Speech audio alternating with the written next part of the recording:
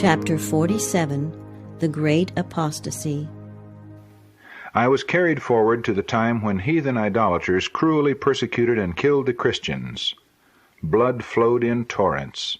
The noble, the learned, and the common people were alike slain without mercy. Wealthy families were reduced to poverty because they would not yield their religion. Notwithstanding the persecution and sufferings which these Christians endured, they would not lower the standard. They kept their religion pure. I saw that Satan exalted and triumphed over their sufferings, but God looked upon his faithful martyrs with great approbation. The Christians who lived in that fearful time were greatly beloved of him, because they were willing to suffer for his sake. Every suffering endured by them increased their reward in heaven. Although Satan rejoiced because of the sufferings of the saints, yet he was not satisfied. He wanted control of the mind as well as the body. The sufferings that they endured only drove them closer to the Lord, leading them to love one another and causing them to fear more than ever to offend him. Satan wished to lead them to displease God.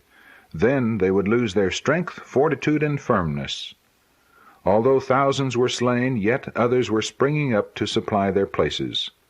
Satan saw that he was losing his subjects, for although they suffered persecution and death, yet they were secured to Jesus Christ, to be the subjects of his kingdom.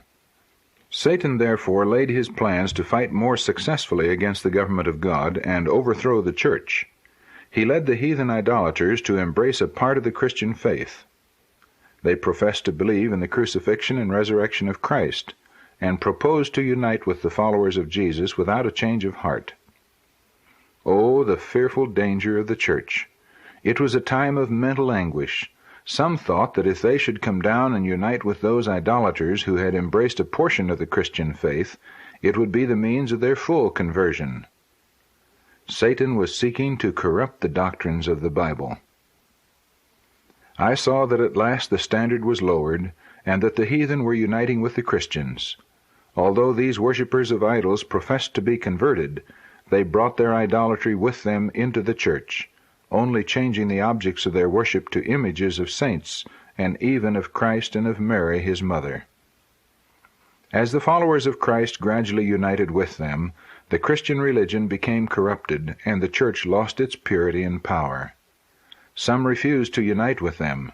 Such preserved their purity and worshipped God alone. They would not bow down to an image of anything in the heavens above or in the earth beneath. Satan exulted over the fall of so many, and then he stirred up the fallen church to force those who would preserve the purity of their religion either to yield to their ceremonies and image worship, or be put to death. The fires of persecution were again kindled against the true church of Christ, and millions were slain without mercy. It was presented before me in the following manner. A large company of heathen idolaters bore a black banner, upon which were figures of the sun, moon, and stars. This company seemed to be very fierce and angry. I was then shown another company bearing a pure white banner, upon which was written, Purity and Holiness unto the Lord. Their countenances were marked with firmness and heavenly resignation.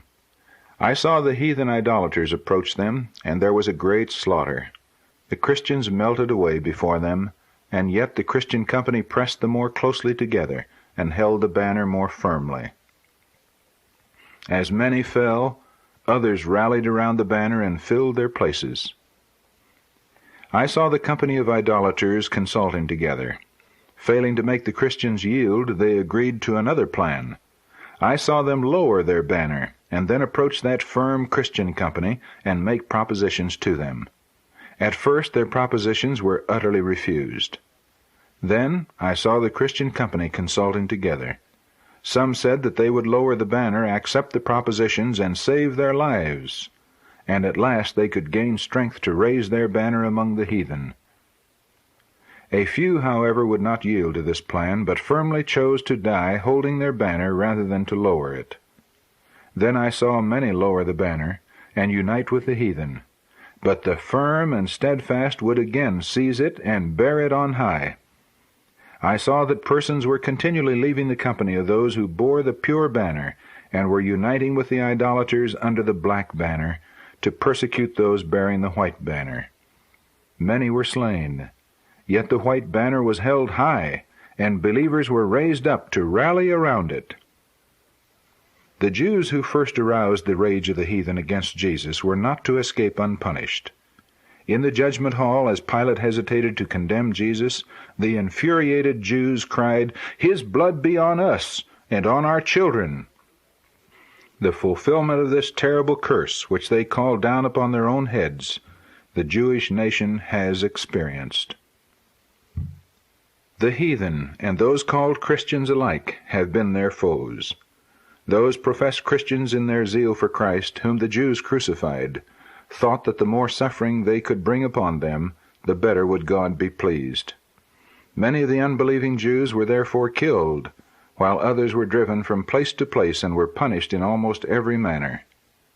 The blood of Christ and of the disciples whom they had put to death was upon them, and they were visited with terrible judgments.